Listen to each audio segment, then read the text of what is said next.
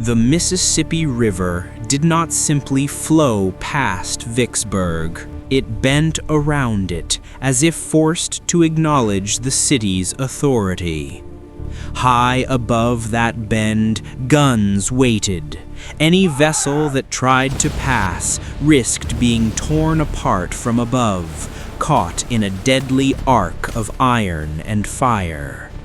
For the Confederacy, Vicksburg was not just a stronghold, it was control of movement, of supply, of the spine of the continent itself.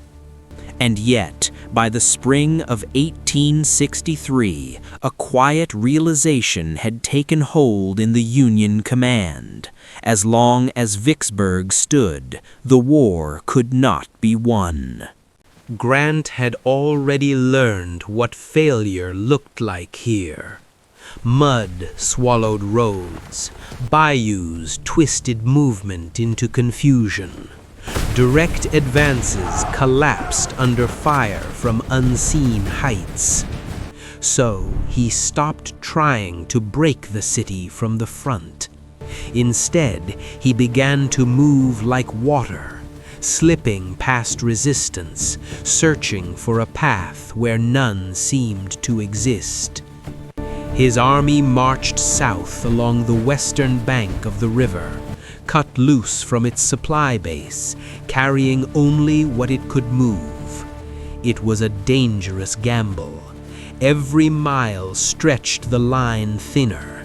Every step deeper meant fewer options to retreat.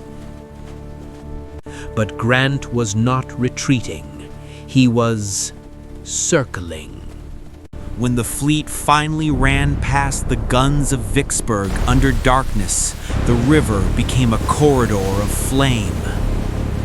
Cannon fire split the night open. Shells plunged into the water, throwing up columns that shimmered in firelight. But the fleet did not stop. One by one, the vessels passed beyond the reach of the batteries. Days later, at Bruinsburg, the army crossed. There was no hesitation. The moment boots struck the eastern bank, the army moved inland. Not toward Vicksburg, but away from it. Columns pushed through Mississippi soil, spreading, then tightening again as roads converged. Grant was not attacking the fortress, he was erasing its connections. Jackson fell quickly. The destruction there was not symbolic, it was surgical. Rail lines torn apart, supply routes severed, communication broken. Vicksburg, still heavily armed, was now increasingly alone. Then the army turned. The ground shook. Dust rose under marching feet. Units closed ranks, the direction now unmistakable. Ahead, somewhere beyond the rolling ground and tree lines, lay the Confederate army under Pemberton, caught between orders and reality. When contact came at Champion Hill, it did not unfold gently.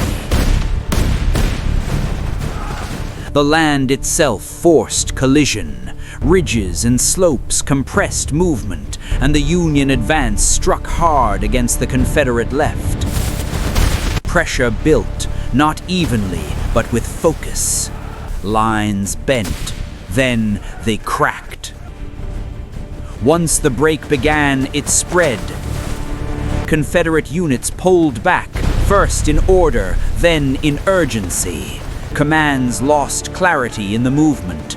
The retreat became a race toward Vicksburg, not strategic, but necessary. Behind them, Union forces did not slow. They pressed, keeping the momentum alive, refusing to give space for recovery. At the Big Black River, there was an attempt to hold. It did not last. The line dissolved under pressure. soldiers fell back across the bridge, then destroyed it behind them, cutting off pursuit, but also cutting away structure. What crossed into Vicksburg was no longer a maneuvering army. It was a force driven inward. And Vicksburg received them. The city's defenses, already formidable, now swelled with men, trenches filled, guns repositioned. The heights that had once dominated the river now prepared to face landward assault. But something had changed. The threat was no longer distant. It was closing. Grant's army appeared not as a single mass, but as a tightening ring. From the north, units extended down along the ridgelines. From the east, they pressed directly toward the defensive works. From the south, they curved upward, sealing escape. And to the west, beyond the bluffs, the river, no longer a lifeline, was controlled by Union iron. The city was no longer a fortress projecting power. It was a position being surrounded. Grant tested it immediately. The first assault rose up the slopes toward the Confederate lines, men advancing into elevation, into prepared fire, into ground the defenders had already measured and marked. The response was immediate. Gunfire layered across the ascent. Artillery cut into formations before they could close. The attack stalled. Then it fell back. But Grant was not finished. The second assault came broader, heavier, more coordinated. The ground shook under bombardment before the infantry advanced again. This time, they pushed closer. Some reached the outer works. There were moments, brief, violent, where the lines nearly touched. But the height held. The defenders, anchored in earth and elevation, absorbed the blow.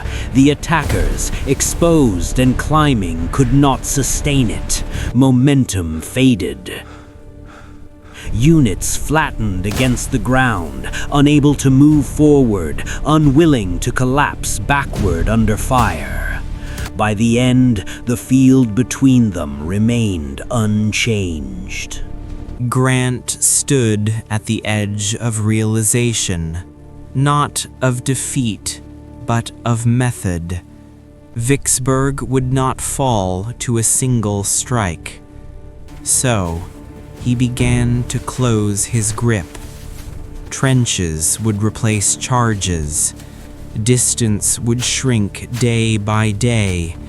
Pressure would not come in a wave, but in a constant tightening, until the city could no longer breathe.